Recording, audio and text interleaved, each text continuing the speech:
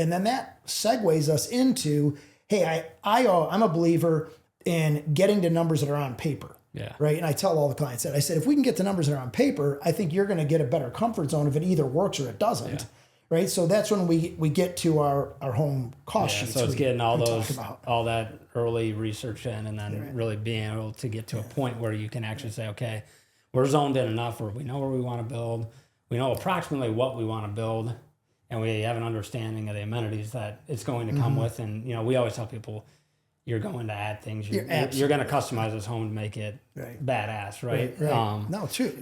But we get them to a point where you got all these kind of puzzle pieces in place, where then we can put that on paper, get them a home proposal, show them what the whole investment's going to cost, and where it's going to go from there. Right. And I think everybody knows that they're going to add. Yeah.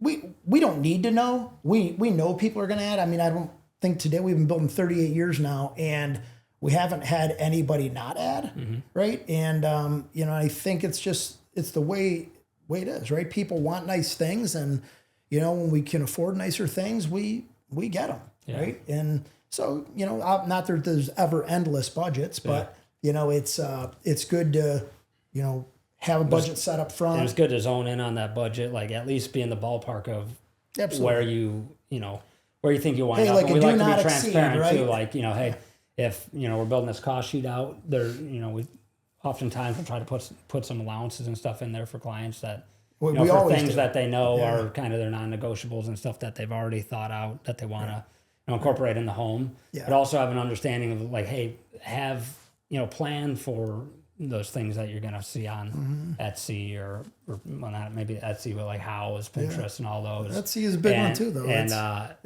And plan for those so that you do know, you have your expectations set, because it kind of goes into the next phase once we've, created that home proposal and everything, then starting to think about your financing situation for the project. Right. Yeah. People are at that point, right? Once we have the home cost sheet dialed in, maybe there's 2, 3, 4 adjustments to it, right? We're constantly, people found that, hey, maybe this was a $1.5 million cost sheet, and they're like, okay, I was kind of thinking, in their head, not to us. They go, maybe say I was thinking 1.7. So next thing we hear is, hey, what would it cost if I added 150 square feet, or if I put a screen room or a covered porch off the back of the house, and we start adding these things in, essentially dialing in that home cost sheet to get us to that level of, okay, I'm at 1.7.